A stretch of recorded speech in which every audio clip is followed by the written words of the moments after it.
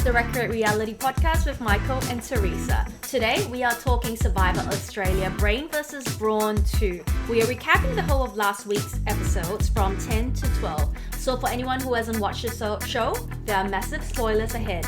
In today's episode, trust forever, trust for life, trust forever, trust for life. This week, we manifest our podcast episode into being. It's reward for the chance of meatballs as Myles tears up the spaghetti shack. And snake versus snake oil salesman. It's a survivor of the sneakiest and slipperiest between AJ and Polly. If you've missed the episodes, you can catch all the action on 10 Play, Survivor Australia, Brawn vs. Brawn 2, episodes 10 to 12, breakdown coming up. Yee! Hello everybody! Hey, hello! Wow, what a week it's been. Have you had a good week? Yeah, we had a really good week. And when I say we, I mean two of us. We actually just went to see the MJ musical, Michael Jackson musical over the weekend. We brought our niece, we met up with some friends, had dinner. So it was a very nice week. Did you enjoy it? I really enjoyed it. Yeah, I did. What was your favorite part?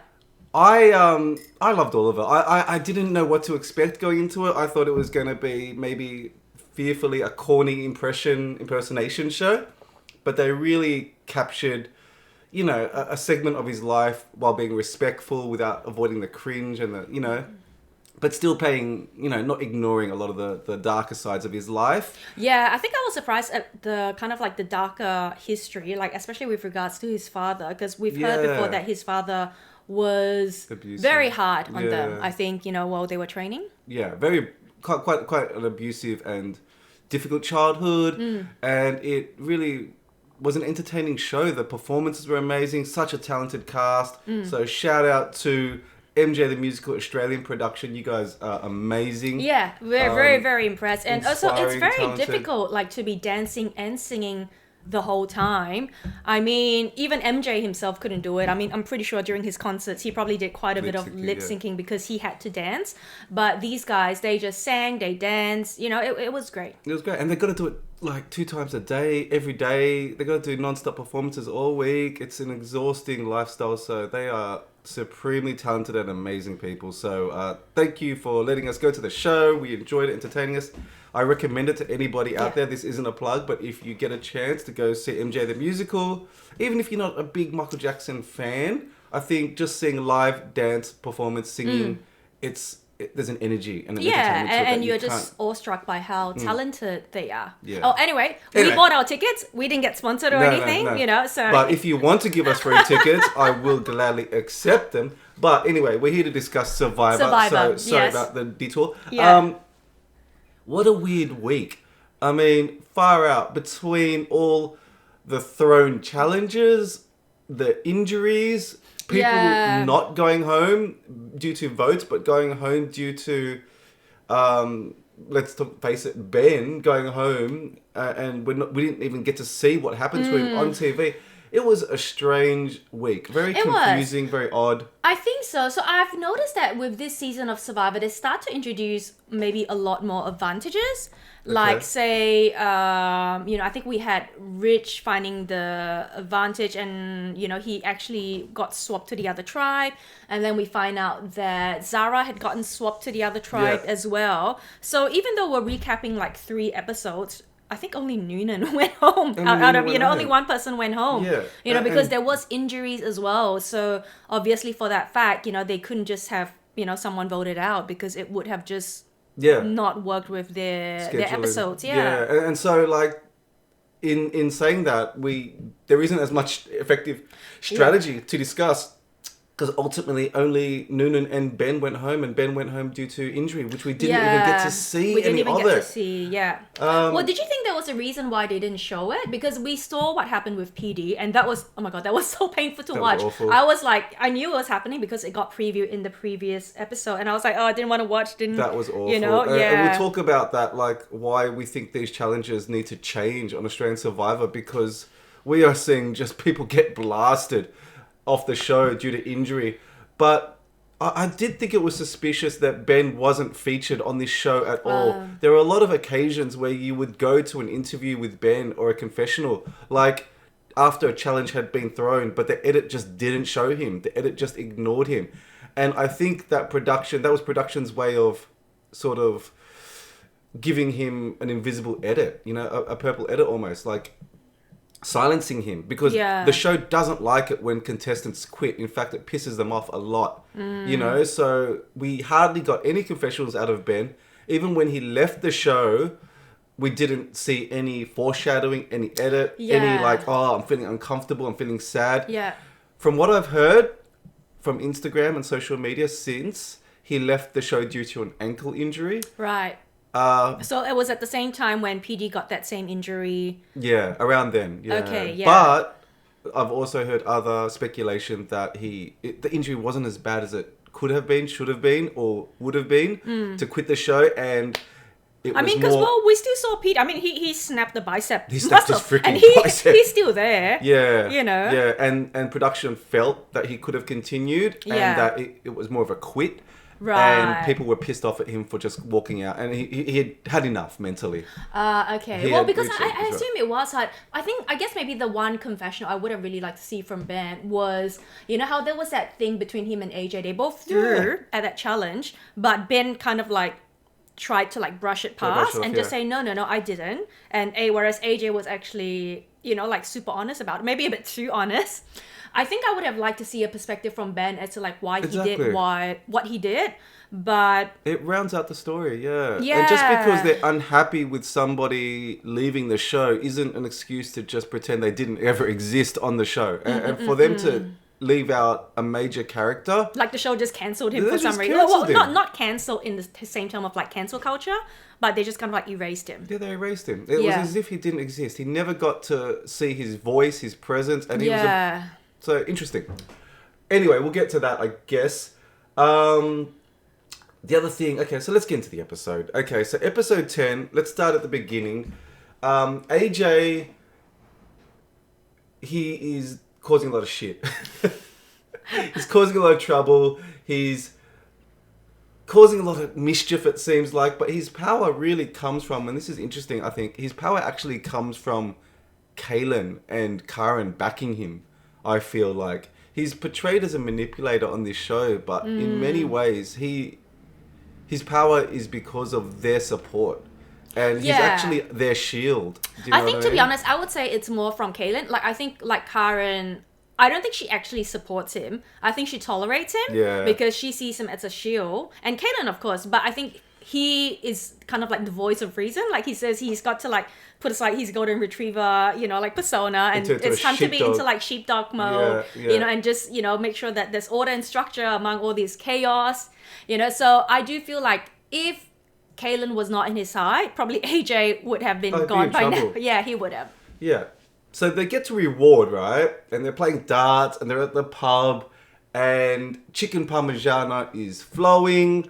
And Myles starts talking. Let's talk about Myles and his chatterbox ways. And you can see Zara and Laura just like, shut up. Shut up. Stop talking. This is like you and me at a family reunion. Well, do you think he should have done that or not? I think it's kind of interesting because he shouldn't have done it because it pisses off Zara and Laura. But at the same time, it sets him up as a bit of a bumbling goose. That just makes him more endearing and trustworthy to the Brawn. They just think he's an open book. Yeah, and I think also... And a non-threat. A non-threat, I think so. Because I think when he did that, I was kind of like... if it was me, I'll be like, maybe a bit hesitant to work with Myles because he might just tell all of our secrets to someone else. On the other hand, I can kind of like understand why he did that. Because Zara and Laura had effectively just betrayed him and wrote his name down. If he didn't play that idol, he would have been screwed. They totally betrayed him and didn't tell him that they were going to do it. Yeah. So why should it be loyal to anything honest, they I say? think it's a little bit rich of Zara to be like, well, you shouldn't do this, and and in his defense, I'm glad that he listened. Okay, but he also like, well, okay, now can I just say my point of view? I'm glad for that because I feel like sometimes Zara has this thing where she just like PTA. tells people tells people off, like, you know, like Karen. with like Max, she was like, you know, if you do something to us, I'm gonna kill you. You know, it's a bit lectury. Yeah, she does this dressing down thing, which is very vice president of the PTA. Like in the end, like she's not she's not their She's mom. not your mom. Yeah, She's it's not not, our mom. like, you know, But she the only person I'll tolerate is my mom, you know, but that's because she's my mom. But, you know, if you're not my mom, you don't get to say that to me. I know, and she literally just lectures them, and I think she forgets that she isn't their mother, and she isn't in a position of the PTA that she can literally talk down to people. Well, did you think it was interesting? Okay, sorry, just a side tangent, because we're fast forwarding a little bit. When she actually did go to the other tribe, when she got swiped, she actually said, "Oh my God, come here, my children." And I think she was like, "Who is she talking to?" She was talking to Karen and Kaylin. I saw back. Yeah. Ah, but is she that much older than them? She is 45 years old, and they are like 25 years old. So she is old enough to be their mother. Yeah. But she looks young for her age. She looks young, because I was like, why is she calling them her children? I thought maybe they're old enough to be our children, to be honest. But I wouldn't call them my children. You know what I mean? But it's a weird thing, and it's interesting. That's how she maybe views people, because she is a stay-at-home mother. That's how she positions herself, maybe in a protective, authoritative role. Yeah. She is protective of them, but also she sees herself as a little bit more senior. Well, we all know people who are like that. Yes, we do. Yeah, I know. I think it's an interesting thing. I think what she did. Yeah. And I think maybe that's why, like, towards a little bit later, towards the end of these 3 episodes, we start to see she's starting to become a little bit of the target. But anyway, so back to the Myles, reward. like the way they are talking about him is pure comic gold. I know. Like there is a scene where Jesse just calls him to his face, "Hey, idol boy. Hey, rat boy." Oh, rat boy. Yeah. Hey, dish pig boy. Dish boy, you know, yeah. This is... I worked for one day as a dish cleaner in a restaurant, and the way they talk to me, I quit after one day. I was helping out a friend who was a chef, and I was like, I'll do it for one day. Yeah, they need someone. I'll just get a quick $100. But the way they talked to me was the way they talked to Myles, and I couldn't tolerate it for longer than a day. It is horrible being a dish pig. He is the dish pig. Yeah. And there's even a scene, where they I think Ben and Jesse are talking about getting numbers. Yeah. And he's just right there. He's just right there. Eating his And coconut. they're like, you know. we need a number. We could get Myles. Yeah, let's just use Myles. And the camera just pans down, and you see he's right there all along. It's like something out of The Office or a comedy show. So he's like this, like he's now become this fly on the wall, because he is so kind of like non-threatening. Just like, I mean, yeah, like, what? you know, for them, they probably are like, sometimes we just want to swat him. You know, but then Oh other my than that, you know, God. he can just be there on the wall listening to all our conversations. I know, and the way the camera just pans down, it was pure comic gold. It was great. Yeah. And he's just like, I've been here all along. Yeah, do you need something from me? Vote. Yeah. Vote Laura. Sure, it's Logan. Yeah. Cool. We're good. I'll do whatever you want. And obviously, we know that he's much smarter than this. He has his own agency. Yeah. He has his own plans. But he has just played an idol, and they still underestimate him all along as being stupid, hopeless, useless. This is playing to his advantage. It is, yeah. I think he's going to go a long way. Well, and as we see, like, you know, like some of you who've probably like watched all these episodes plus the latest one, you know, you can see like he actually does start to gain some power, but we won't go into that yet. And the other thing is, Jesse, I feel like, and Ben and PD, their arrogance, this is when the big boys fall. Yeah. Around I would say merge. probably more on Jesse and Ben. I felt PD like we don't know, yeah. PD, to be honest, haven't really seen it from him as much. I feel like he just kind of like goes with what the other people say, true. but we actually haven't seen much anything. of him, because I think He and Kristen. if I was not wrong, like in the original Brawn's tribe, to be honest, he was kind of like in Myles' position. Like he, Kirsten, Yeah, true. Ursula, they were kind of like on the outs. Yeah, older guy. You know, older guys, you know, and it's only in this episode where he's kind of being included, but still not in that same way that Jesse and Ben have been True. leading. Yeah. Yeah, I was just observing that, to my point, is that Jesse is in that position that a lot of the alpha males, good physical, strong threats, leadership personality, alpha male qualities, this is when they fall. Pre or post merge by a couple of votes, and not to go ahead to a spoiler to episode 13, but this is the danger moment, you know, where people start to play for individual games. Yeah. team challenges are no longer as relevant. Yeah. This is when they start to die. And this is when you have to start to really consolidate your numbers. Yeah.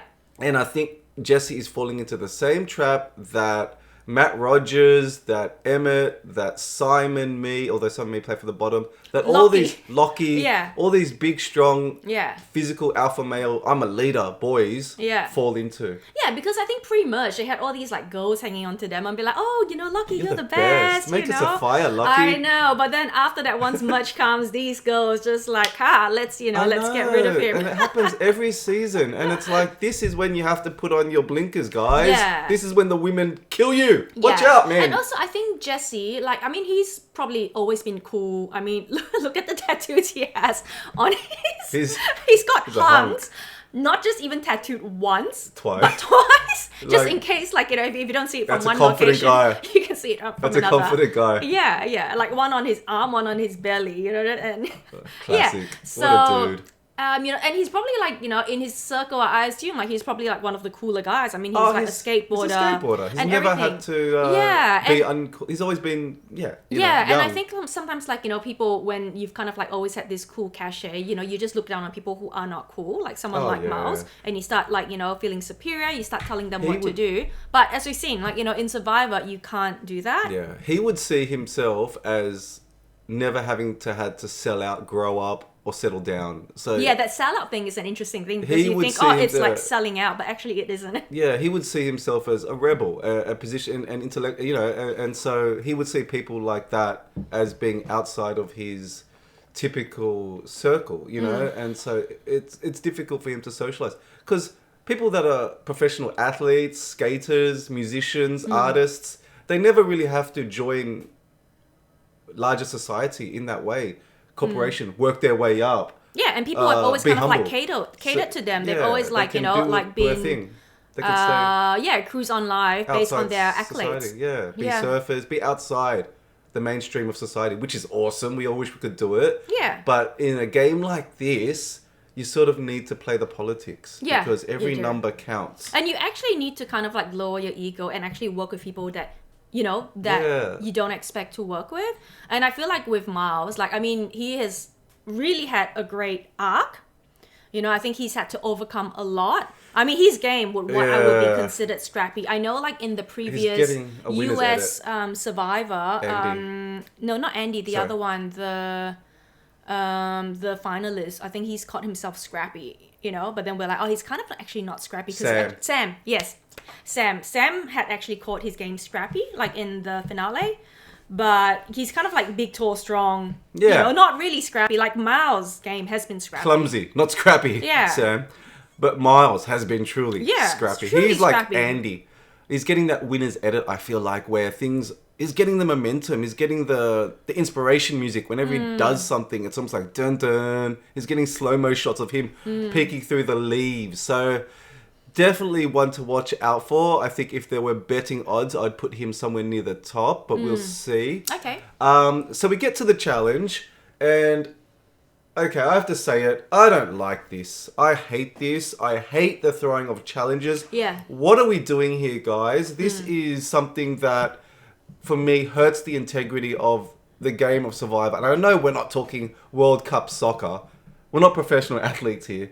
But when it's so blatant, egregious, and obvious that people are just not trying, it really hurts the credibility of the show. It hurts the standard, I think. It hurts the watchability of the show. Yeah. I don't like it. Yeah, I don't like it. Do you think there is actually a connection? Because this is where I think Ben and AJ, they both throw. Do you think there is a direct connection between Ben throwing and him also kind of quitting or quitting the show early on? He looks ambivalent. His body language here looks, I just don't give a F. You know what I mean? And I started to sense he's over it. He looks a bit over because it. maybe it seems like there's some stuff going on. Yeah, he's a bit over it. He's a bit over the... I don't want to speculate because we don't know him at all. And again, I think Survivor, it's hard. It's easy to watch it on the screen, comfortable, eating chips and having cookies and milk, and be like, oh my god, What a loser. Yeah, but when you're actually in it, you're starving. You've had beans and rice and coconut. and he's a big guy. He would feel so much hungrier than I think a lot of maybe like the lighter people. Sure. And probably missing his family. Yeah. But I mean, what is the benefit of throwing? Okay, so you throw your challenge in order for you to go to tribal, okay, and then you vote out the members of your tribe that you don't like that are part of a former opposing tribe, right? But you risk your own life. Yeah. You damage relationships within the tribe that you're currently in. You hurt morale.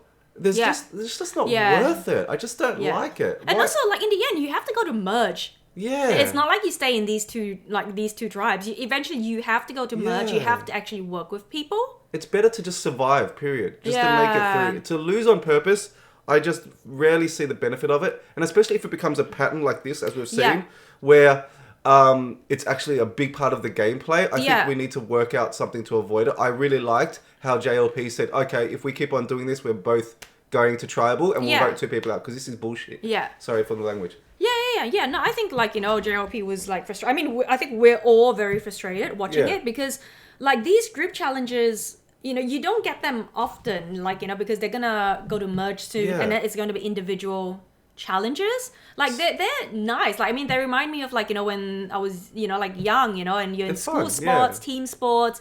There's something really nice about them. Yeah. And it's un-Australian. Like Morgan says, this is un-Australian. Like, we compete. And I just don't know how you could explain it to your children afterwards that, I threw that challenge on. I didn't try, son. It's okay to not try and to lose on purpose sometimes. AJ was smug and bad at it, though. AJ was missing by a country mile. I've someone that's played basketball to a pretty decent level, and Ben was very slick with it, though. So Ben, he shot his shot at the target, but at a low trajectory, so it would always rim out. But it looked like he was on target, but the angle, it was never going to go in. Okay, yeah. Whereas you want to shoot it with a high arc so that it has a maximum chance of going in. AJ the numpty was just aiming freaking, in the opposite direction. Yeah, I think he was just like, just gonna do it as far or as wide as I can. He didn't even look credible. Yeah. So I think at least Ben was smart enough to be like, okay, I'm just gonna make it seem like I could have got it, but I didn't. But that's how skillful he is. You can tell he's played a lot of sports growing up where he can miss it by a small margin. He can do a near miss, which players can do. You know what I mean? Like, we can hit the rim anytime we want and make it look... I can hit it off the right rim, Anyway, I'm getting to basketball. But anyway, AJ just pisses off people at doing this. Yeah. And then he gets to the challenge, Matt, and he goes, we both decided to throw it. And Ben's like, no, I was trying, you idiot. If I wasn't trying, I wouldn't have got it in. And they're just like, what? Well, I thought we were both going to admit that we were throwing and it was going to be cool and we were going to both... No, AJ. Like, he got left on his own on this. And I think it shows how naive he was in thinking that he could pull this off and get any support. Yeah. He probably thought he could get to the mat and Ben would say, no one's trying. We just want to kill our own. Well, I think it also speaks to the fact that Ben knew that this was actually wrong. Yeah. Because the fact that he actually tried to hide that, okay, I've almost got in, but not quite. Yeah. And the fact that he denied it. So he knows it's not right. Knows it's wrong. But he just didn't want to admit it. Now that you say it, I wonder if all the throwing of these challenges got to him mentally and it's contributing to him, like, getting over it. You know what I mean? Yeah, because you can't feel good. I don't think it's a good feeling to throw a child, to know that you could have done your best, but you didn't. Maybe it hurt his morale, his mood, and he's like, I don't like this game anymore. Yeah. And maybe he just thought, this is not the way I wanted to play Survivor coming in. I'm sure he didn't think that he was going to, like to throw it. You don't go into Survivor thinking you're going to throw a challenge. Yeah, I'd love to talk to him and see, like, did this affect your mood and your morale where you were like, I don't like this game anymore? Yeah. So, yeah, Brawn loses challenge. And, AJ is like this. And I think Noonan gets actually very angry because, I think she had a bad ankle and she felt like she was trying really hard during the challenge. And, if AJ was going to throw it, he should have just told everyone so that she didn't have to, try so hard. Because, let's face it, she is a larger girl and if you sprain your ankle, it's very painful. It is. And for her to have to support her weight on that ankle, it would kill anybody that's had a rolled ankle. It sucks so bad. I felt bad for her this episode. She was crying. She was emotional. She was upset. And also, I think, like, during the scramble, like, in terms of, like, trying to, like, spread your influence on where the vote goes, like, she couldn't do anything. She was just literally stuck there. Yeah, she was stuck there. So we get an interesting sort of pitch, right? So it's Paulie. So Noonan is really working hard to get AJ out. She works hard, like, she hustles. AJ and crew are trying to get Paulie out. Yeah. Let's talk about that, okay? Paulie says, and this is the snake versus the snake oil salesman thing. Okay, so AJ is I don't know which is which. Paulie is a snake oil salesman. And AJ is a snake. AJ is a snake. Yeah. So what Paulie says is, I think it's Paulie's pitch to the other people of the tribe is, you are getting rid of a snake and getting 2 lions. Oh my god. So he's making out him and Kristen to be a lion. Sorry, language. But what the hell are you saying? But then everyone else in the tribe is saying that Paulie is a snake oil salesman. Okay, so there's a difference between... Okay, so what's the difference between a snake and a snake oil salesman? A snake is someone that lies to you, is charming, and will bite you. Okay, and a snake oil salesman? Just sells you bullshit. Oh, okay. Okay. But doesn't bite you, but you get a really bad product. It just sells you nonsense. Right, okay. And talks a lot, sells you nonsense, like a used car salesman. Yeah. But the snake will be your friend, will befriend you, but at the end will bite you. Will betray you. Betray you. So, right, okay. So I don't know. Don't you think it's ironic that both of them suck. They both have these snakish, slithering qualities, and they're both saying to each that the other is the snake. I know. Why don't they work together? Which is interesting. They must see it like there's only room for one Slytherin on this tribe. Yeah. I feel like it's a bit like that in US Survivor where there's like Genevieve versus Rachel. Oh yeah. It's kind of like when competition clocks competition. It's like, okay, we're aligned. There's only like one of us. There's only room for one tall, thin, European looking guy on this map that's snakish. Okay, who would you go for? Would you go for AJ's pitch of, I'm a Volt,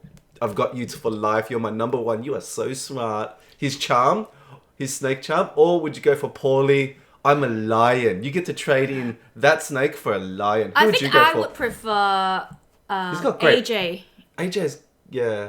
But Paulie has good abs. Paulie has got good abs, I know, but I don't know if that's going to help me survive in the game. Paulie's got such good abs, damn. He does. I think we're like, okay, at least like with AJ, at least he's kind of like, in all the misinformation that he spreads, there's still some kind of information. Yeah. So the main thing for me was I didn't like that Paulie kind of like threw Noonan under the bus.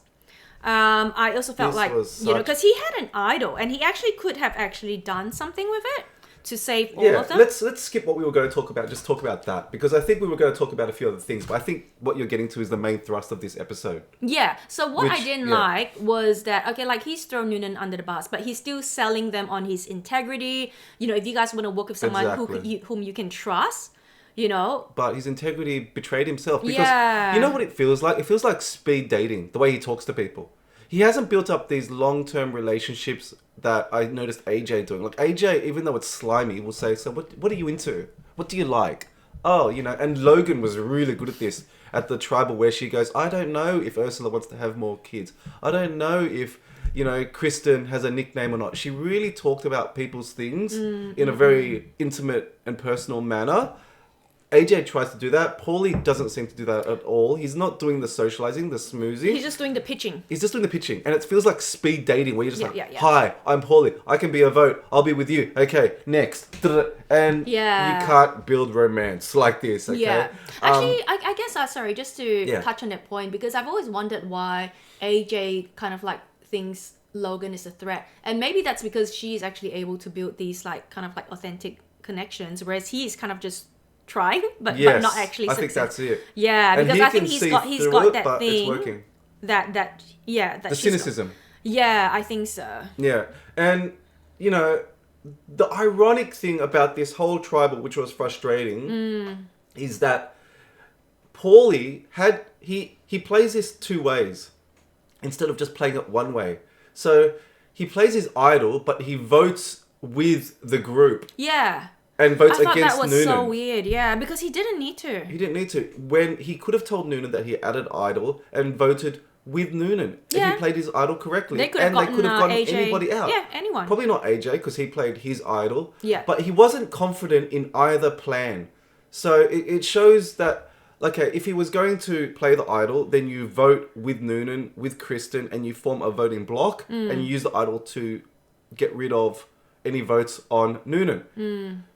Instead, he does both. He votes with the majority, and he plays the idol for the minority, for himself. So it was ineffective either way. And also, the worst thing, I thought that the thing that he did that was actually even more egregious was, learn this new word from Boston Rob, is that he has an idol, but he tries to get Kristen to use her idol. Oh, yeah. You know, like telling her how she should use an idol and how she would gain a lion or like, you know, some sort of... it's so bad. You know, but the fact is, like, look, between the three of them, Paulie, Kristen, Ev, and Noonan, they have two idols between them. Idols. That is so powerful. I mean, even if they had one idol, that is still very, very powerful. And Kristen's is open, and people know about it. People know about it, yeah. And no one has tried to vote her out.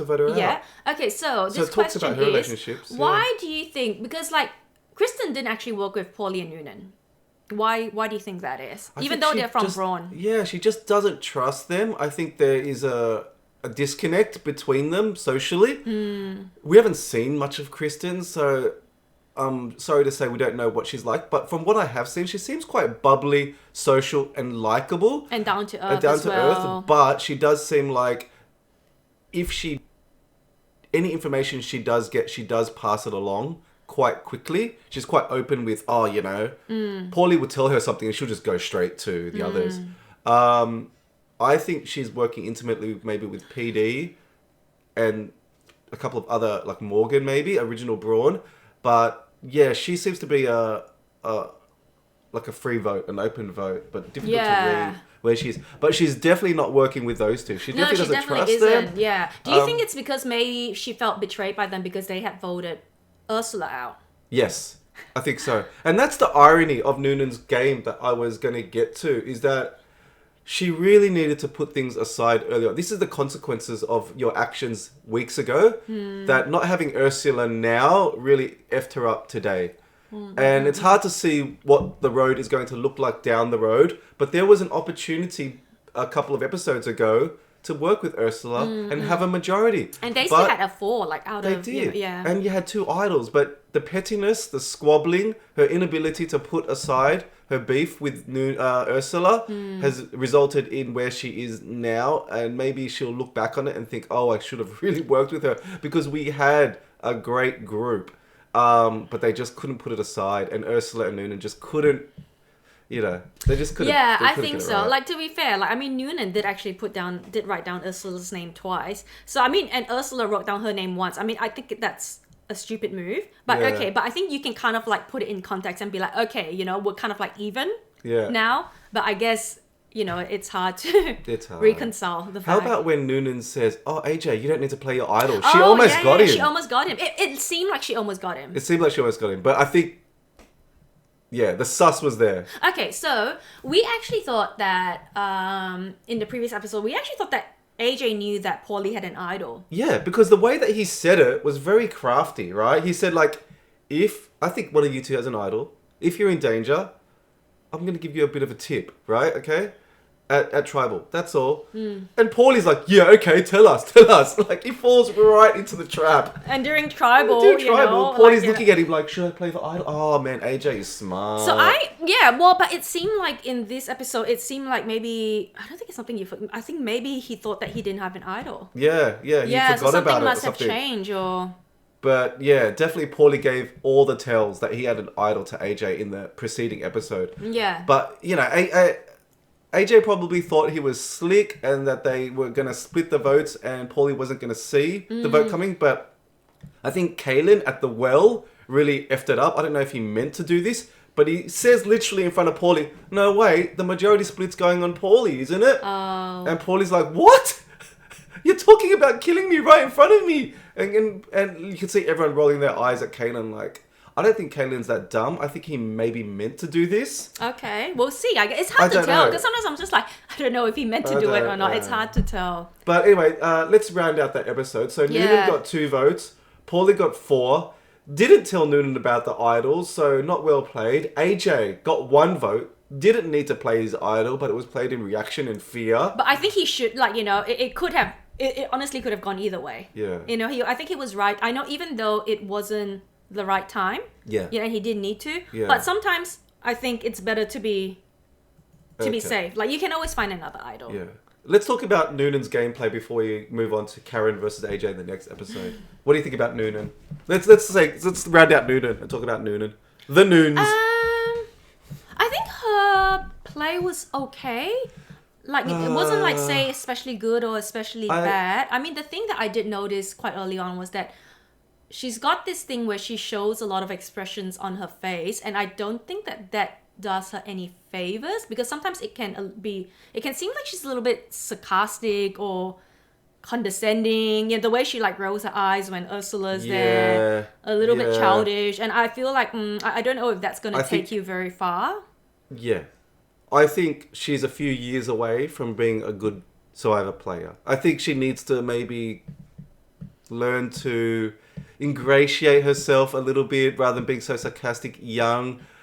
Even during Tribal, she was being very sarcastic and saying, "Oh, it's almost like Noonan was right." Yeah, like very smart, petty, very smart, alecky. That's what as if she kind of like thinks like she's smarter than very snide. Yeah, smug. Like like she's smarter and funnier than everyone else. And that's tough to do. But I don't know if that comes across well on camera. Yeah, but having said that, she was very entertaining. She is larger than life. Great television. I think the show will probably welcome her back as a repeat contestant. Borderline. Sorry, and also another thing, a little bit like pick me. Like, it's because she was like, oh, everyone's gonna know Noonan from the water hose, but no one knows who Noonan is. Like, we don't care.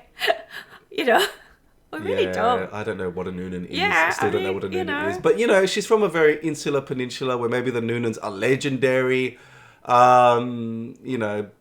But entertaining player.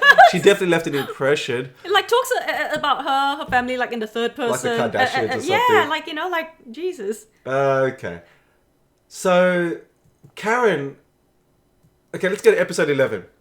Okay, Karen has just discovered that AJ has an idol and played it and didn't tell her, and now She's fuming. She's fuming. Okay, what do we make about that?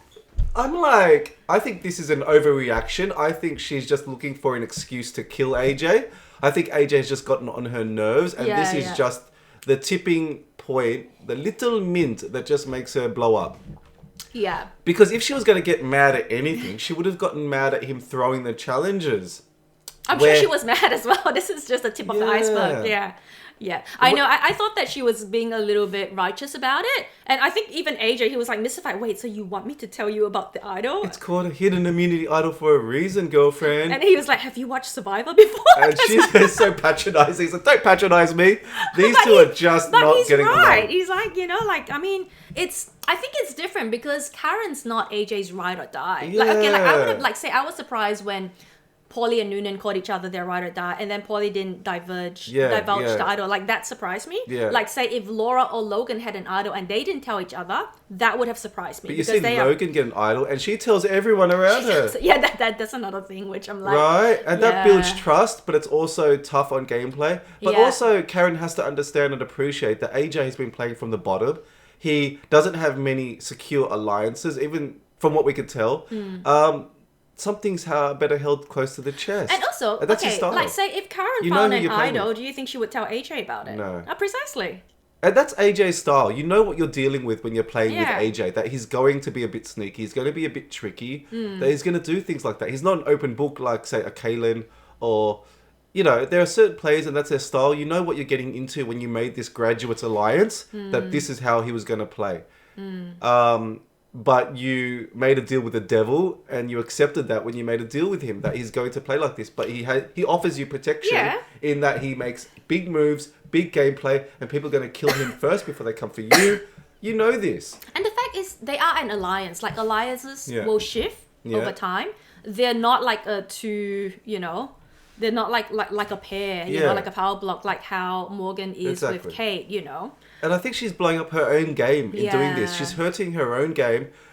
We'll talk about merge later, but something's happened later on that really hurt her own situation. Okay, we'll get to it now. Like when Zara comes over to the tribe and they walk together, Zara and AJ are talking and Karen just walks off.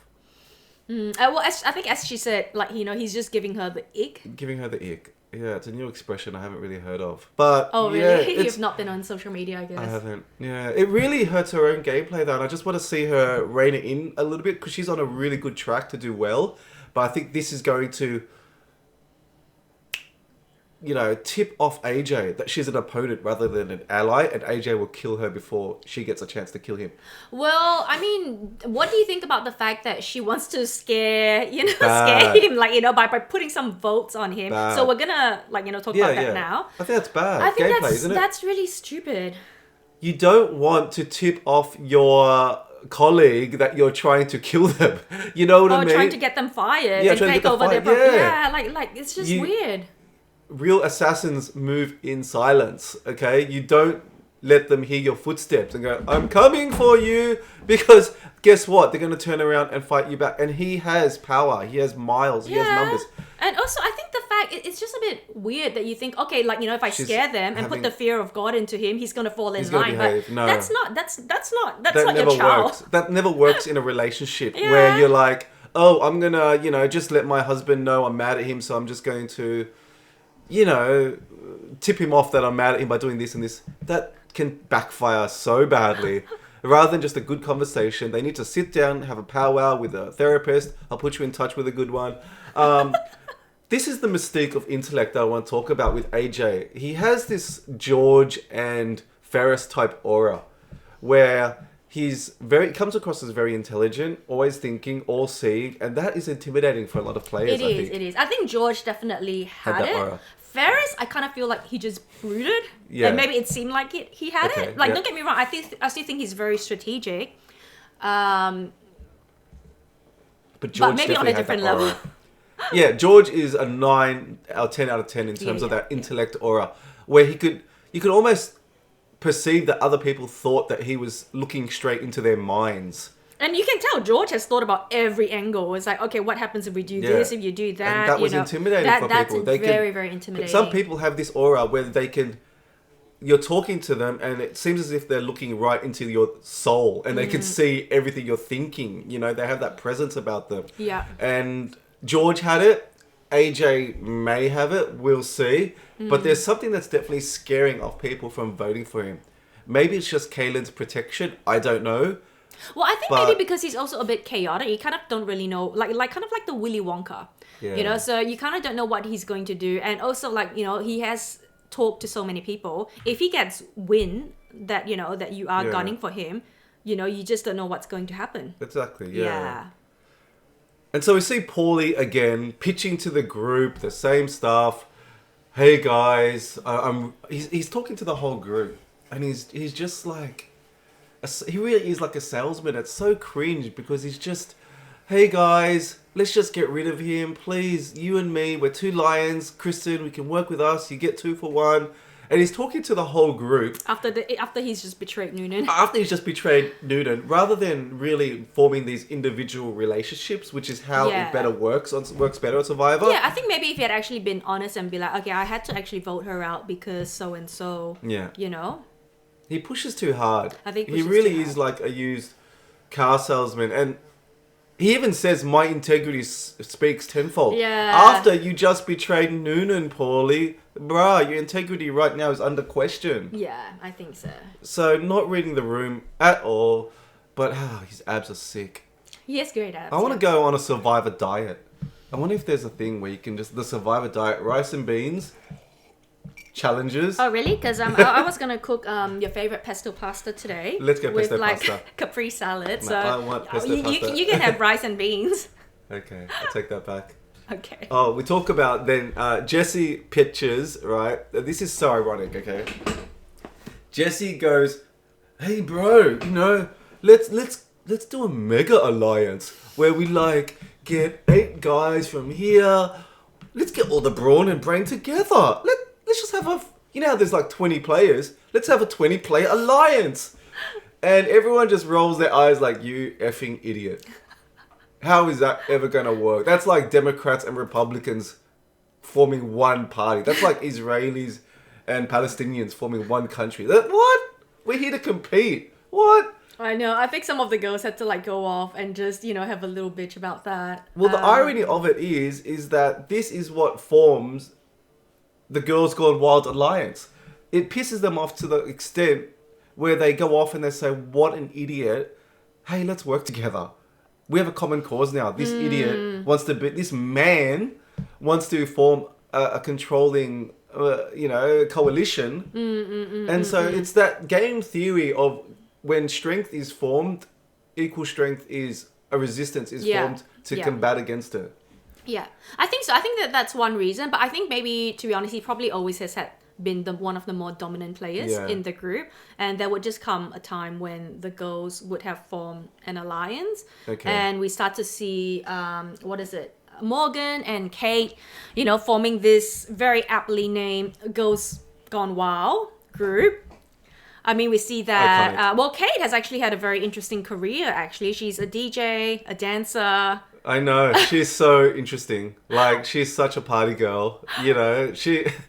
You can see her on Friday night with the Twizzlers and, the sewing machine making her costumes for the weekend. With like buckles in the middle. And just I'm ready to party. And then she just parties from Friday night to Sunday morning and then just sleeps off the whole rest of the week and then just does it again. Yeah. Just one of those life of the party girls. Yeah, just I think loves so. to party. Like kind of like Shani 2.0. Yeah, you gotta love her. Yeah. Let's talk about these groups, okay? So, Jesse forms this mega alliance, calls it the Mega Alliance. I don't think he forms. I think he says it, but it's kind of like, I wrote down. Yeah. Okay, but then out of that, the girls form Girls Gone Wild, okay? Yeah. And then Jesse, ironically, notices the girls talking, chatting, and goes, we need to form an alliance. And then he forms Hunks. In reaction, Myles goes, hey, Hunk, let's call it Hunks. He points at his chest and very cleverly says, let's be the Hunks. Oh, that would have stroked his ego so much for Jesse. It's like, yeah! And so now we have all these different factions and groups forming in reaction to each other, which is fascinating. Well, have you thought about like the names? Like, it's funny, like the names, like, in Brains, like they've had the graduates. Well, each of the names reflect the people that make it. Yeah, that make it, yeah. So, so you have Rich with the Bomb Squad, which is so rich, right? I know. Very macho, like, we bomb this shit, bro. Yeah. Okay. You've got Laura with the Coven. The Coven, yeah, very witchy, feminine, strong, secret. Yeah. Like, trust forever, trust for life, Yeah. Manifestation. Graduates, which was formed by, named by Myles. Named by Myles, yeah. With and also Karen, Zara, AJ, they all have all the degrees. brainy, all nerdy degrees, guys. all PhDs. I know, it sounds like an 80s teen movie, The Graduates, right? And then Girls Gone Wild, formed by Kate. Yeah. Party Girls. Yeah, Party Girls. And then Hunks with Jesse. This is great. All these names. Yeah. So I think it's so funny. Like, all these names are so, I guess, indicative of the actual owners. I want a shirt now that has Girls Gone Wild, Hunks, Coven, Graduates, Bomb Squad. Like the "and" shirts. Oh, yeah. And the Beatles. The Beatles, like, Paul and... Well, if you have a shirt like that, it should just be Sherlock and Tintin and Astro. These are and my name and Teresa. These are our cats and dogs, just to fill people in. Yeah, I don't think you should. Yeah. Okay, but that should would be the iconic. only T-shirt you have. Okay, so the challenge is... the challenge is... We get to challenge, and it's all the guys holding up the water. Yeah, and there's like a trough of water. coloured water at the end. And...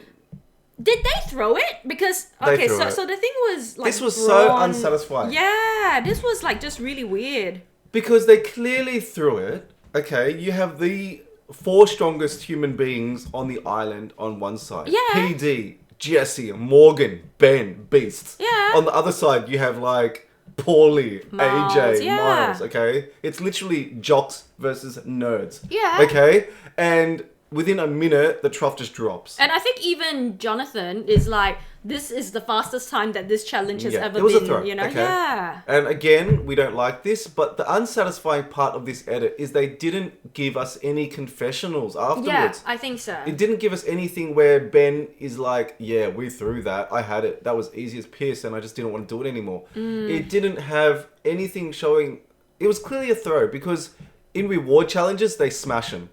But when it comes to immunity, they just drop very clearly, obviously, and egregiously. Yeah. And I just don't get it. Like, why the edit didn't give us any more information as to what happened. Why they And I didn't... do feel like this is also why like Ben just went home so suddenly without any, you know, there's just like nothing on him. It's almost There's like, nothing on him. you know, maybe he was a bit ashamed of it but unable to like say it, and I don't know, like, Well, you know, something psychologically. Yeah. Yeah. Okay, so they throw the challenge and now there is a plan via Girls Gone Wild to get rid of Jesse. Yeah, whereas And the hunks want to get Laura. Yeah. Right? But then, trust forever, trust for life, Laura, she manifests a way out. A way out. A way out of this tribe. And she is like, you know, like everything I've ever wanted in my life. I just say I want it and I get it. Oh, I want a pizza right now, Margaret. Oh, there you are. She probably has people who enable this. Like very supportive parents and siblings and partners who are like, what do you want? Oh, you manifested. I got it for you, baby. That's how I get things in my life. But I can't imagine you doing that for me. I know, but okay. So this part about the manifestation. Okay, so I think that's great. That's great. That she manifests it because she then finds an advantage. But then obviously it feels like manifestation does not work because it doesn't work. It We'll doesn't see how work that because turned out. she's not the one that gets voted out of the tribe. It was actually Zara. Let's talk about this from the top. Okay, so first of all, I think it was an interesting. Was it information or was it an advantage? It's very hard to find. What do you think? Like, because they basically led Laura to it. If you look at the camera work, Laura's walking and the cameraman literally walks her to it, hands down. Like, look here, Laura, look here. And then she walks to it. Oh, and they left it in a very obvious position. So it's literally like a scroll just lying at the bottom of a tree trunk. So it wasn't Next hidden to the or well. anything. Yeah, it was actually very, very obvious. So they definitely did want someone to find it. They didn't even bother to hide it. Yeah. You know, you know, they definitely want it played that day. Yeah, they want it played that day. So do you think it was like an advantage where we were sort of debating this when we were watching it, Yeah, because I was like wondering, because during tribal, like Laura obviously felt forced to disclose that she had disadvantage. But I was actually thinking, okay, when she knew that the votes were going to go on Zara's way, could she have said, okay, I might not want to play this anymore. Maybe I'll just send Zara home. Yeah, so is it information or is it an advantage? We just didn't get to find out. Yeah, like does it have to be played this tribal or does she lose her vote? You know, because like with advantages in the US, you know, if you don't, you're not allowed to have your vote unless you actually use disadvantage. Yeah, like a beware advantage. Yeah, like a beware advantage. So it was very confusing. I would have liked that clarification as to whether it was information or an advantage. Because she didn't actually read out what's on the scroll, like to underline the conditions. And I know the show wants it to be mysterious and exciting, but it's just confusing. Because if she had kept it secret and didn't say anything, would JLP then have said at the beginning of the tribal, today we're not voting for someone, we're voting for someone to go to the other side? Or would he have said it after the votes were cast? Or would he have not said it at all? And then the person gets to the end of the runway and then walks over to the other side and it's a surprise. Because all these things affect the gameplay and the voting and the way the game turns out. And I just would have liked to have known with better clarity what her options were at that point. Right, yeah. Like whether there was a way she could have circumvented, like, you know, like Zara not going or, you know, like whether she could have actually had the option to play or not play it. Exactly. Yeah. So what do you think of this whole schmozzle between Zara and Laura? I did feel like Zara, you could tell she was actually, like she did kind of like, it was Laura's advantage, you know, and Zara did kind of like strong arm her into, playing that. To be honest, I Yeah. think Laura, like, I mean, maybe she could have like not told Zara, but then that kind of like goes against her, trust as a coven, I mean, That's who she is. That's who she is, but again, this is not who Zara is. No. And to assume that Zara's going to do what Laura does is not, like, Zara is going to survive, Yeah. and she had to do what she had to survive, which was to... Not as a knock against Zara, No. but Zara is going to play for Zara first Yeah. and foremost. Whereas Laura, I think, thinks in terms of community and sisterhood. Yeah. Zara is playing for herself, which isn't a bad thing. You have to at certain times. Yeah. But here you saw her self-interest go above group interest. Is it self-interest or is it survivor? Yeah, it's Survivor. I guess it can be like, like thought of, in different But ways. I think it's a bit short-sighted on Zara's behalf because, yes, she gets to the other side, but merge is only just around the corner, and in effect, she burns her relationship with Laura here.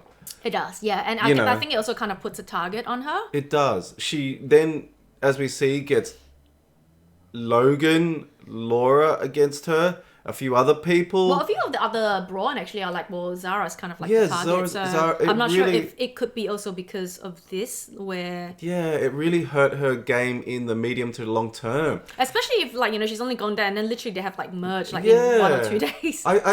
How could she have played this differently? Zara... Both of them. Let's talk about Zara first. How could Zara Well, the only have way played this Laura could differently? have played this differently would be if she didn't tell Zara. Right. Because what was the other option? There wasn't any other option.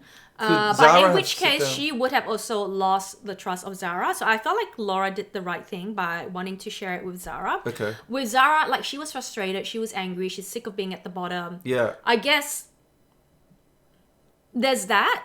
And maybe trying to, like, be okay with it. Yeah. But I guess rather than trying to learn Be to, like, okay with be not be okay, okay. like, like, rather than, like, but she chose to act okay on to that. not be okay, yeah, she Zara. chose It's to, like, okay. act and react, in response to her anger. Yeah, I think she should have maybe sat down with Laura And worked out the best way. and said, for... look, if you leave me, my game is screwed. If I leave you, your game is screwed. Is there something we can do here to send Jessie to the other side? Then we consolidate our relationship with Girls Gone Wild because we know for sure that they are with us. Or we talk to the girls and we let them in on it and we build trust with them and we send over you or I, but as a consensus. Yeah. Rather than it being done as a conflicting strong-armed. Yeah, I think so. I think this was poorly played by Zara and Laura too. To make so many assumptions, and it hurts both of them.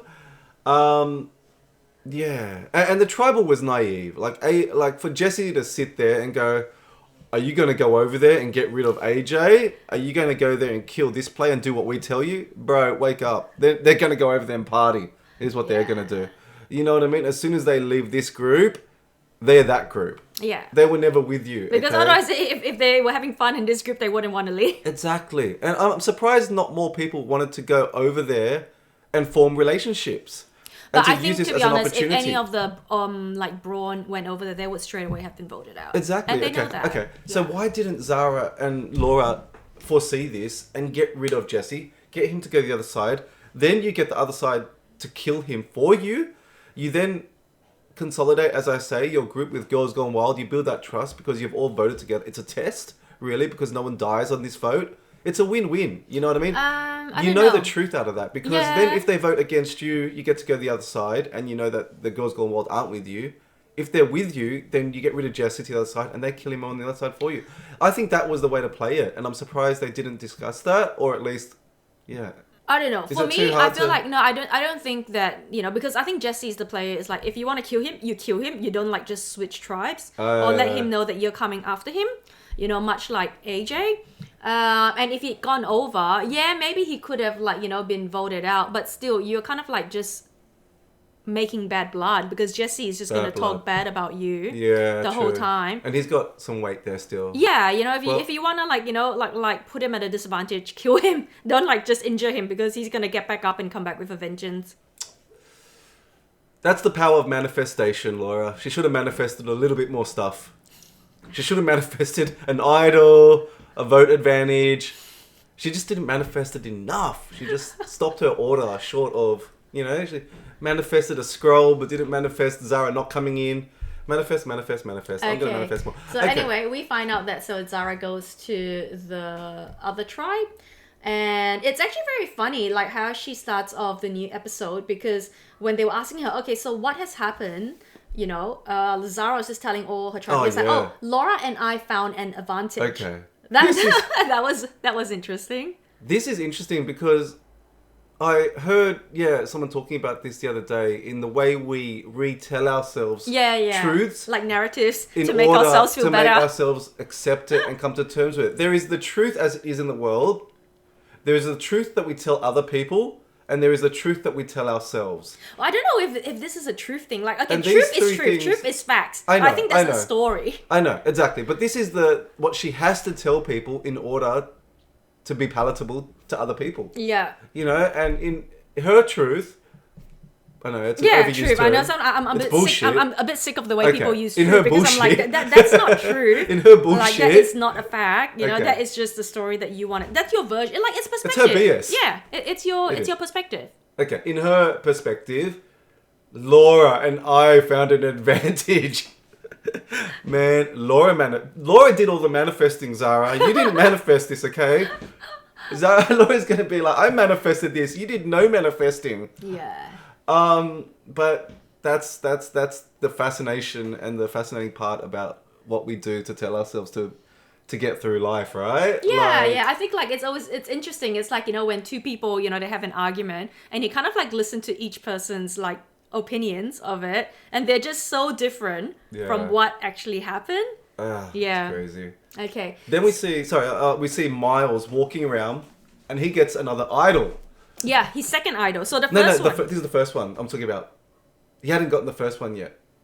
No, the first idol he did fine. I know, we're talking about that one where he walks around the jungle and he's saying he looks at patterns. And he gets that idol. Yeah. Yeah. So he gets an idol now at this point in episode 12. Yeah, but before that he already had an idol, which he played when. I know. Yeah. Sorry.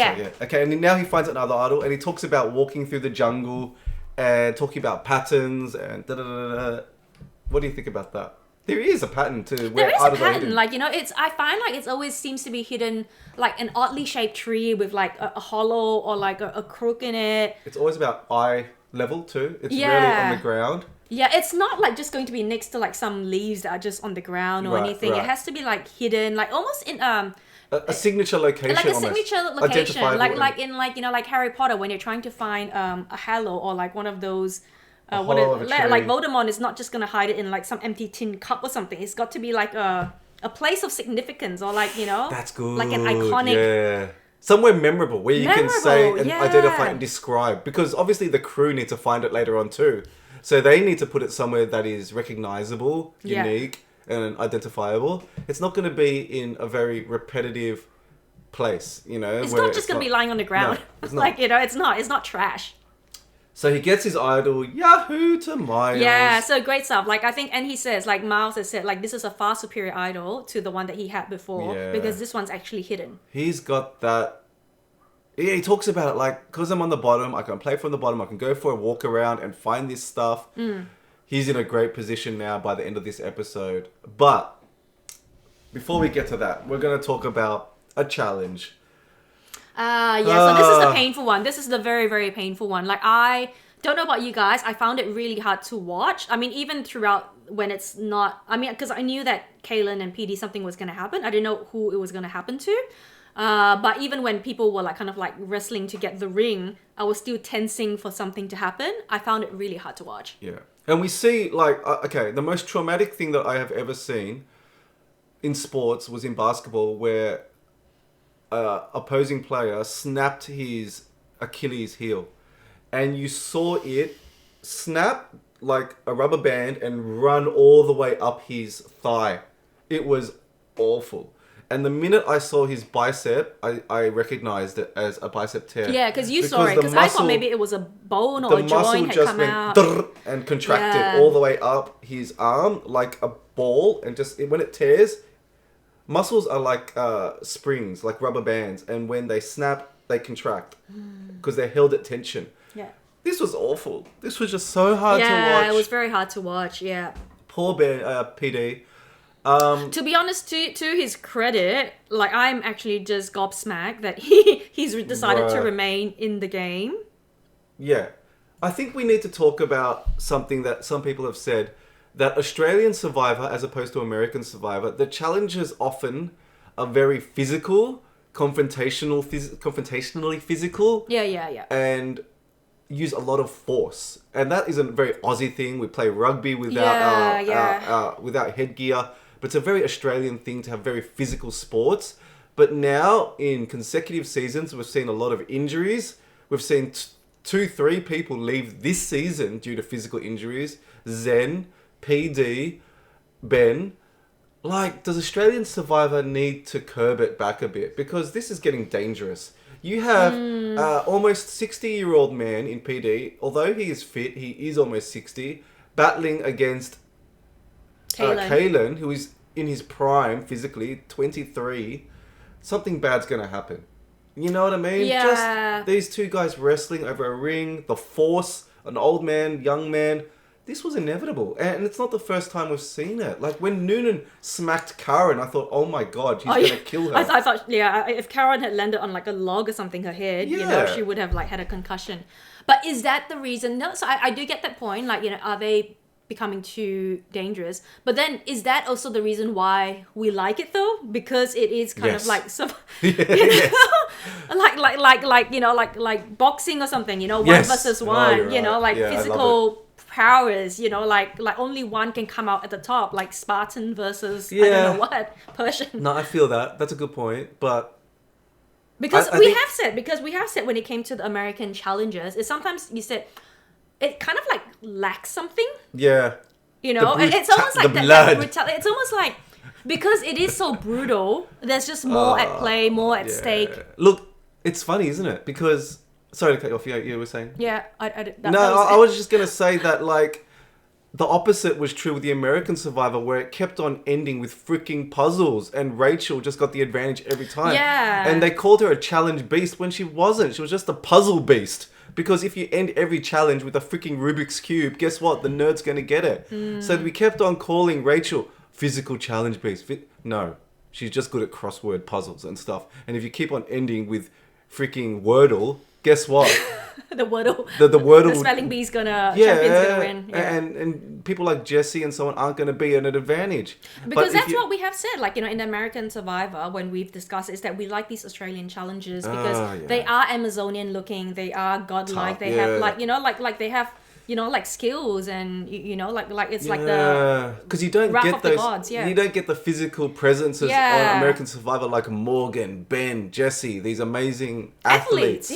Instead it's people like Rachel, Andy and so on, Sam, that are winning challenges that aren't physically impressive. But the style of the challenges, nevertheless, I agree with that. We're just getting a lot of DNPs, a lot of injuries, a lot of concussions, breaks. Like Zen broke his wrist. It's just tough, You just don't want to see so many injuries. And maybe they just need a slight reformatting of the challenges so people don't get hurt. I remember a couple of seasons ago where George, and I think it was Helen or something, she almost got her head crushed by this massive cube. Oh, yeah. That was spinning. And I think the safety of these challenges needs to be reviewed slightly. That's all. Yeah. There was one where I think George flipped over and landed on his face and he was left with a scar for the rest of the series.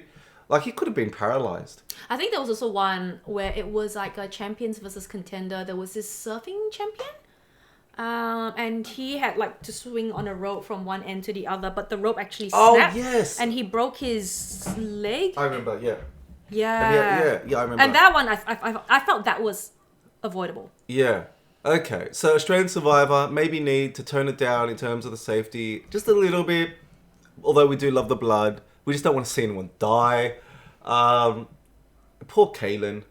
Kalen is killing people out here. I know. Well, unintentionally. Unintentionally, but you saw him get really emotional, crying. Of course, yeah. Feeling I would responsible. feel so bad if I was him. Yeah. Oh, this was tough to watch. But ultimately, Brawn, predictably, Well, it's the former Brain, now Brawn. I get them very mixed up. So Brain just 2.0. just excuse us if we say the wrong team name because they're kind of like interchangeable. They get to win meatballs and pasta. Yeah. Okay, so this so they all go to the spaghetti shack, but the thing was they can only go one at a time. Oh. So Jesse goes and brags about the fact that he had 8 to 7 meatballs, and everyone's like, "Save us some meatballs!" Like, you know, I would be so pissed. Poor Kate. She's so sweet. Like, she goes last, doesn't get any meatballs. She has to eat after Myles, who digs his freaking body into it. Like, literally, it's the grossest sight I've ever seen. He walks on it. He walks on it. And Kate, to her credit, bundles up some pasta in a napkin for PD. Like, I'm going to take this home for PD. Here you go, PD. Myles' foot-infested pasta. Enjoy. Yum, yum. That's going to really help your recovery. It's going to really help your recovery. Enjoy. While Myles is like, delicioso. Buon appetito. I put my foot stubs through this. Hope you like it. Myles is gross, man. I can't believe he's not heterosexual. For a non-straight man, he is so messy. Sorry, who? Myles? Myles. He's bisexual. He is. Yeah, I think so. But he is so messy for a non-heterosexual man. Like, only heterosexual men are this messy and sloppy and... You think? I don't think so. I don't know. Okay. Like, you know, I feel like maybe it's just a... Don't say anything that's going to get us cancelled. Okay, I don't know. Yeah. But there must have been a time limit on this thing because they went through this thing with a storm. And like, what do you think? Maybe 10 minutes? 15? 5, I reckon. 5 would not be enough 3. time. But that's why they were so rushed. They were just... Yeah. How long would it take you to eat 8 meatballs? I don't know. They were smashing through it. I assume it will probably be 10 minutes. Really? 10 minutes is a lot of time to sit so it means someone will have to wait an hour, at least an hour before they got to got to eat. And none of them really read the challenge properly, got the clue, but... It's always at the bottom of the food. It's always at the bottom of the food. Yeah. Bottom of the popcorn, in the popcorn, wherever there is a mass of food, it's in that. Yeah. And I'm amazed that only Myles got it, but he misread it. But he later finds it. Ta-da! Yeah, and so what is this? I think it's the power. It's an advantage. It's kind of like an idol, but it's just you have to steal someone's idol. Which is easy to do now because now there's a few idols that are out in the open. Kristen has one. Who has the idols? Kristen? We find out that actually Logan finds an idol. Yeah. She tells Karen and Caitlin straight away. Yeah. Myles. He has an idol. I think that's it. And himself. How could he play this? This is a dangerous advantage, I feel like, because yes, you get a free idol, but you have to take it away from someone, which causes animosity. So you almost have to, I would almost give it to someone else and let them play it to get an idol, and then, you know what I mean, manifest it that way. This is unless tricky. If you don't wanna the animosity part, you just take their idol when they're using it so that they get killed. Yeah. That would be I feel like that would be the most direct way. Like say Logan's gonna use her idol. There's talk about Logan. She's like, I'm gonna use my idol. You take away Logan's idol, and then you can actually. And I feel like because now they're in, they're going to merge. That's something that you can put on your resume and be like, hey, I played this. Yeah. That is on my resume. And when I go into like top 3, I'm gonna pitch that. Yeah, nice. So Myles has a lot of power. Myles has a lot of power. From where he came from, he went from like absolutely a scrappy game to like having the power of the gods. Yeah. Logan is also in a good position too, I was thinking about. Like Logan, she's been underestimated. She's a wag, but she has a lot of power socially. She has an idol. She's in a good spot too. Can I ask you? Okay, so this is something I found... sometimes when I see Logan, and she always has a lot of like ribbon bows around her hair. Oh yeah. And I'm finding it a little bit. What? Not say disarming, but a little bit like she's trying to be like Little Red Riding Hood or something. Oh, is it? But like as an adult, I don't know. It feels a bit. I think she's playing into that cutesy persona for sure. Like she's playing a little bit of a Shawnee template, I think. She's like, oh, this is lovely. With like pigtails. Let's go for shambles, girls. Little Come red on, bows girls. at the end. Isn't that cute? Aren't I cute with this idol? Like, she is definitely leaning into this persona of being cute Goldilocks. harmless, but she has some tough gameplay. She has some, some moves ahead of her, which we will see. Yeah. Okay, so we get to tribal, and it's a big nothing burger. A big nothing burger. Ben goes home. What the F? Yeah. And how lucky is Polly? Like, he has actually survived a lot of tribals where he's actually been at the bottom. Yeah. So there's been he the was one. Spared at this one. Yeah, He was going home. Yeah. So when he had switched over, I think they had gotten Ursula out, and then Noonan. So he played his idol.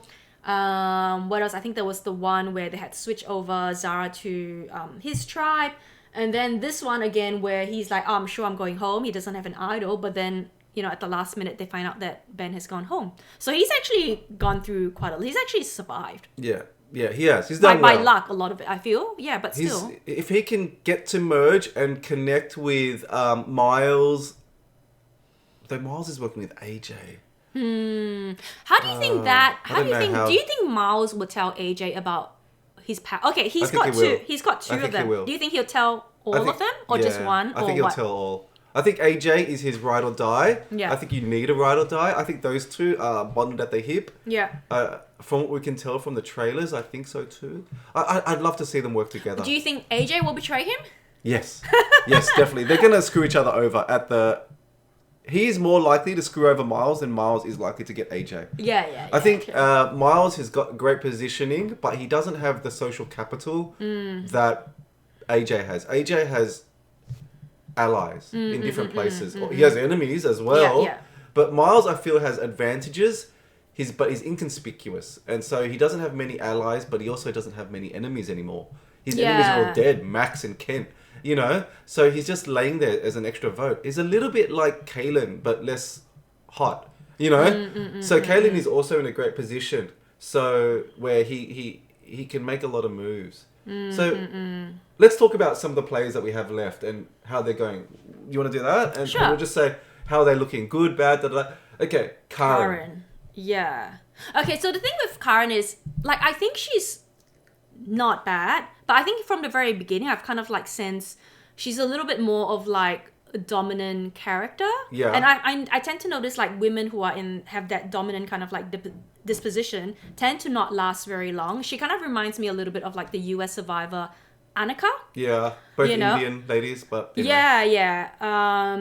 Or because I think it's because there's this inflexibility to kind of like try a different point of view. Yeah. It's kind of like their way or the highway. Okay. Or they want it like, they kind of like just want it their way and they feel a little bit righteous about it. Kate. I think Kate's in a great position. Yeah. What do you think? Kate's killing it. Yeah, I think she's like Shawnee, Yeah, no one Kate and Logan are so similar in terms of their social game, their ability to move and flow through different groups, be popular. Popular. Yeah. They're just popular, you know what I mean? And you can't beat popularity. They are the pretty girls at the party. You can't, it's all about popular. As Glinda has so wisely told us, it's not about the way you move, it's all about being popular. Kristen. She's in a really good spot because, like, even though she's had the idol, no one views her as a threat. Yeah. In fact, I think if anything, she seems like she's someone that you can work with. Yeah. And also, I feel like Kristen, she's not kind of in a block, or at least she's in a block with PD, but it's not a threatening block. Yeah. Like, say, versus Zara and Karen. That's like a threatening block. We're seeing more of her, which I like. Yeah. Laura. Let's go through them quickly now. Laura, what do you think of Laura? Laura... Good, bad, trouble, winning? Not bad, I think. Yeah, she's quite an okay player, I think. Okay. Logan. Yeah. Logan, I think, is in a good position. She's got an idol. Do you think she should have shared that with Karen and Kaylin? No. No, she should have kept it to herself. But that's her. She's social, she's trusting. She's going to build alliances through trust and openness, not through sneakiness. That's her thing. Zara probably, She's in trouble. She might be in a bit of trouble, Yeah. Morgan's in a great place. We don't hear much of Morgan, do we? Yeah. She's I find Morgan's very likable,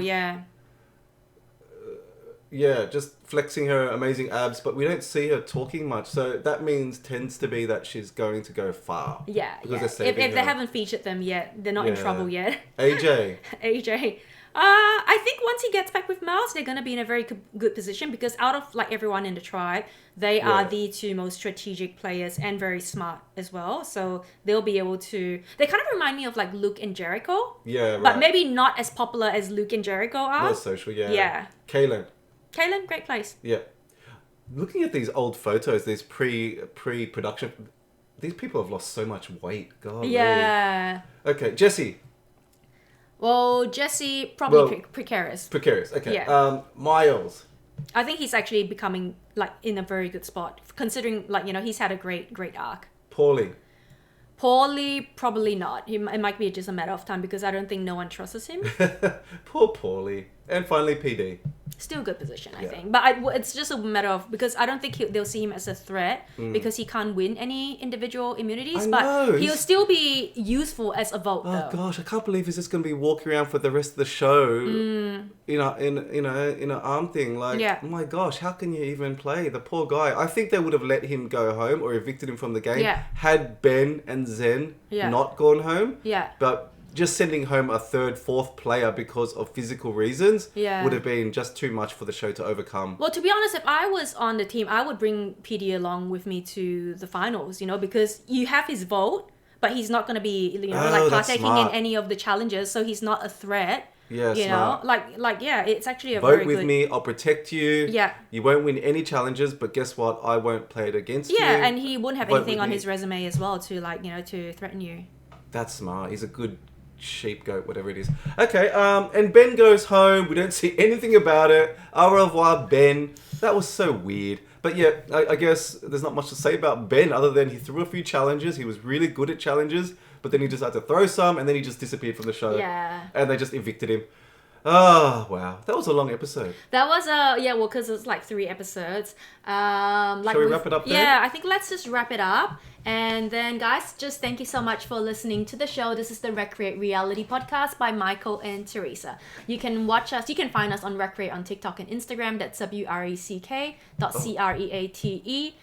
Can I also say, we're also on Spotify and all the other podcasting, Amazon, Apple. So if you don't want to see the video or you want to listen to us, please support and follow us on our other channels too, because we'd like your support. Yeah.